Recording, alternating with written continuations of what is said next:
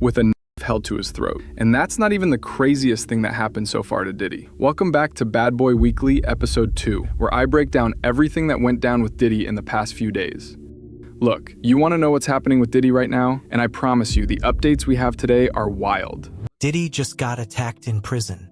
But the thing is, some of these updates could actually change how long Diddy stays behind bars. So stick around, because you're going to want to hear all of this. We're talking about his lawyers fighting back hard in court, his son making a shocking announcement about leaving America, and brand new allegations hitting Diddy even while he's locked up. Add to that the sale of his private jet, President Trump shutting him down, and a terrifying attack that happened inside his prison cell. And finally, there are new pictures that have surfaced online. I have a lot of people have asked me for pardons. I call him Puff Daddy has asked me for a pardon. Now, if you're just joining us or need a quick refresher, let me catch you up real quick. As we all know, Diddy is currently serving over 50 months in federal prison. That's a little over 4 years. I'm not going to get into what he did or who he is, since most of my audience already knows that already. So let's address the elephant in the room right away. Sean Combs wants to argue the law is somehow deficient. That's an argument you make months ago before the case goes to trial. Now that it's been to trial, he was acquitted, you'll recall, on the most serious charges he faced, but that he's been convicted on these transportation to engage in prostitution counts. They say there was plenty of evidence about freak-offs, hotel nights, all the male escorts that Combs and his girlfriends, Cassie Ventura and the woman known as Jane, ended up hiring, transporting to various hotels around the world for sex. That was more than sufficient evidence to convict. Now, his attorneys are basically saying he was no pimp, he didn't make any profit off of this, it's not the intention of the law. What does the judge have to consider now? Well, the judge, I think, can consider, I suppose, whether the defense is right, whether transportation to engage in prostitution means that you're going to be pimping these prostitutes out so you can make some money. And the defense said that's just not the evidence here. Sean Combs was the client, and he did it for his own voyeurism because he wanted to watch these male escorts have sex with his then girlfriends, according to the evidence. And prosecutors say it doesn't really matter. The law does not say you have to be a pimp in order to be convicted of these counts. And they say if the defense wanted to argue that, now's not the time. So, Diddy's defense team has been shouting that this sentence is way too harsh. They keep saying he's being punished too severely for what he was actually convicted of. But the prosecution isn't backing down at all. They believe Diddy deserves every single day he's serving. So that's where things stand. First up, let's talk about the courtroom drama. Diddy's defense team is not giving up. They're fighting like their lives depend on it. Well, actually, Diddy's freedom depends on it. Back in August and September of last year, the prosecutors came out swinging. They argued that Diddy does not deserve a new trial. His defense team had been demanding a retrial, basically asking the court to do the whole thing over again. But the prosecution made it crystal clear. He was found guilty, fair and square, and he needs to face the consequences. Hip-hop mogul Sean Diddy Combs. His defense team is seeking his immediate release from federal prison, calling his 50-month sentence on charges of transportation for prostitution excessive. CB Cotton has the details live from our New York newsroom. Good to see you, CB. Hey, Lydia. Well, once one of the most powerful names in hip-hop, Sean Diddy Combs is now behind bars at that federal facility in Fort Dix, New Jersey, but his legal team says he should have never been sent there for this long. So on Tuesday, in an 84-page filing, Combs' attorneys asked a New York federal appeals court to immediately release Combs and send the case back for a new sentencing or grant him an acquittal. In July, a jury found Combs guilty on 2 counts of transportation to engage in prostitution and acquitted him of the most serious charges, racketeering conspiracy and trafficking. In the fall, the judge then sentenced Combs to a little more than 4 years behind bars, citing testimony from former girlfriends who said they felt pressured to participate in drug-fueled parties with male escorts called hotel nights or freak-offs. But the rapper's lawyers argue this sentence was punishment for crimes that the jury rejected. They wrote in the filing, quote, "He sits in prison today serving a 50-month sentence because the district judge acted as a 13th juror. The judge defied the jury's verdict and found Combs, quote, coerced, exploited, and forced his girlfriends to have sex and led a criminal conspiracy, end quote. Throughout the appeal, Combs' attorneys go on to describe the case as an unfair prosecution of consensual sex between adults. We're monitoring to see whether prosecutors file a reply to these arguments from Combs' defense team, but we know during the trial that prosecutors repeatedly accused the former hip-hop mogul of trying to minimize his actions.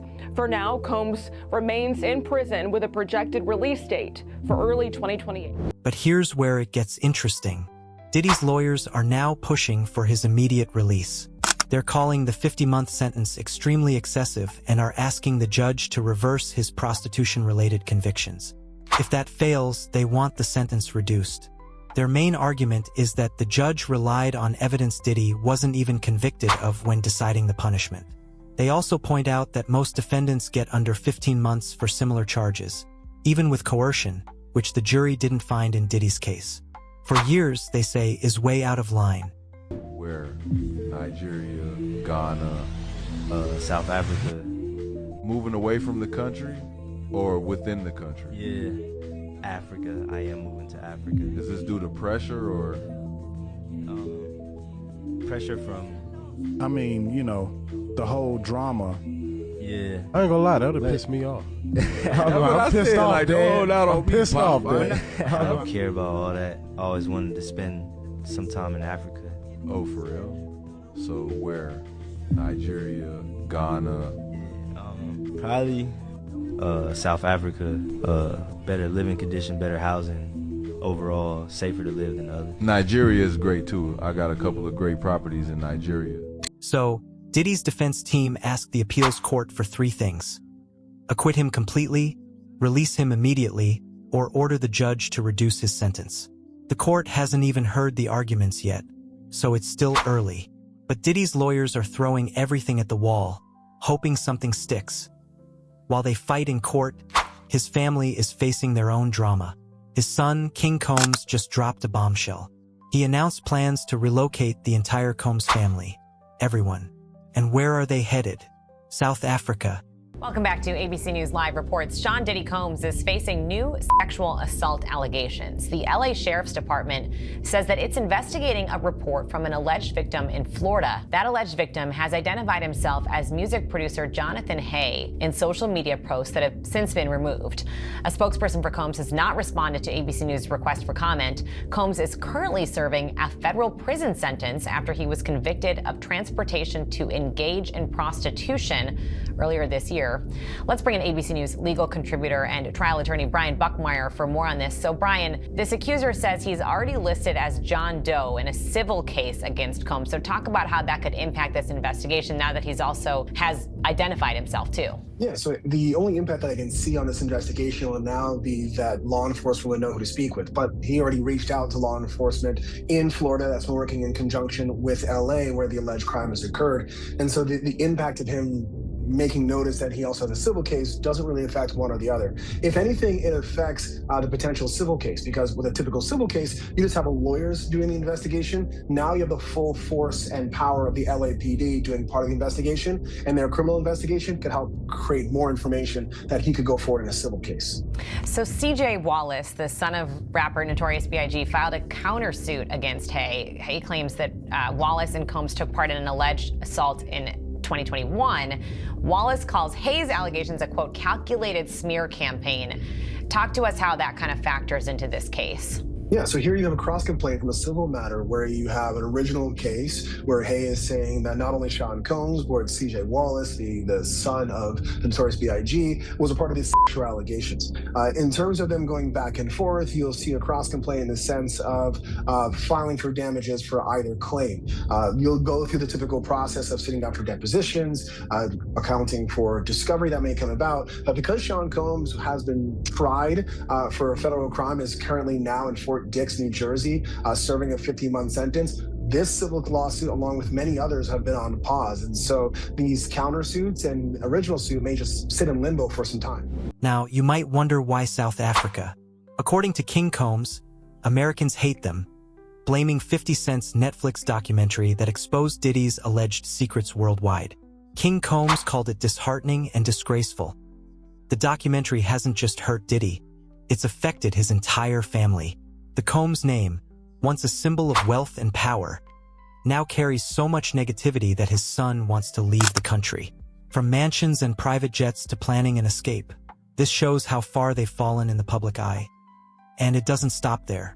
While Diddy sits in prison, new allegations are emerging. Jonathan Hay from Florida contacted law enforcement with sexual assault claims, and the LAPD is currently investigating.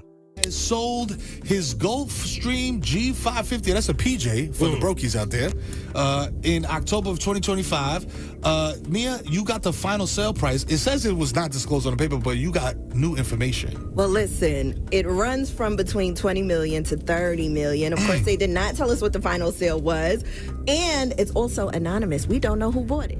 Jonathan Hay claimed that CJ Wallace, the son of Notorious B.I.G. and longtime Diddy associate, was involved in the alleged 2021 assault.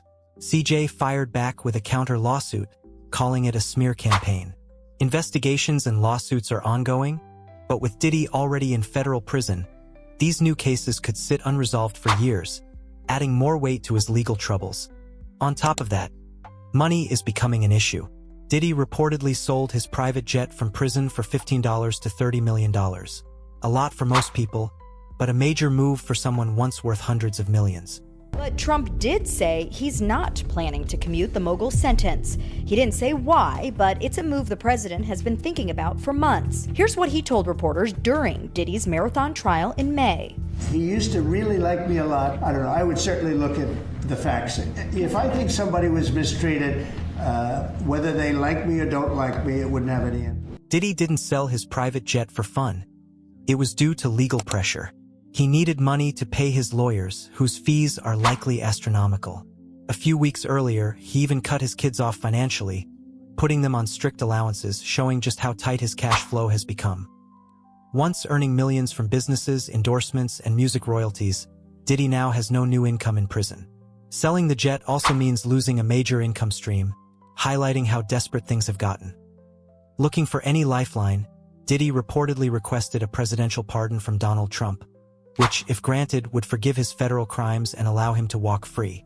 At least if you listen to people close to Diddy, been the victim of violence behind bars. So there was an incident that we first learned about 2 weeks ago during Diddy's sentencing hearing, and he said, I was sleeping in my bed in the prison. It's a federal detention facility in Brooklyn called MDC Brooklyn, and there are federal inmates who are in many cases waiting for their trial as well. And Diddy claimed that somebody held a knife to his throat. He woke up and this guy basically had him, and he had the knife, and Diddy was at this person's mercy. Now, it's unclear what exactly happened from there. Was there a guard that came in? Did Diddy somehow fight this person off? Well, it seems unlikely that happened. Or did the person just leave? Bottom line, this guy, at least according to people close to Diddy and Diddy himself, could have hurt him badly or even taken his life. And I think that was something they wanted known during the hearing because they wanted the judge to take some pity on Diddy. It probably didn't help ultimately because he does get the 4+ year sentence. But again, this just is something that is the reality of life for Diddy right now. It's a guy who's worth hundreds of millions of dollars who is now living in a prison cell and will be at least, again, for the next 2.5 years or so. Diddy did ask for a pardon, but Trump flat out rejected it. No mercy, no second chances. Given the public and controversial nature of Diddy's charges, a pardon would have been a political nightmare. That escape route is gone, so he'll have to serve his time or hope his appeal succeeds. And things get even scarier. Before his sentencing, Diddy revealed that while locked up in Brooklyn, another inmate held a knife to his throat. A chilling reminder of just how dangerous his new reality has become. Let that sink in. A knife to his throat while he was sleeping. The inmate's intentions are unclear, but sources suggest it could be revenge for someone Diddy allegedly hurt. This is Diddy's new reality. From waking up in luxury mansions with security to fearing attacks in prison. Every day is dangerous, and his reputation has made him a target even behind bars. From mogul to a man sleeping with one eye open. This is a dramatic fall from grace. What happens next? Will his appeal succeed? Will his family move to South Africa? Will more allegations emerge? Share your thoughts in the comments below.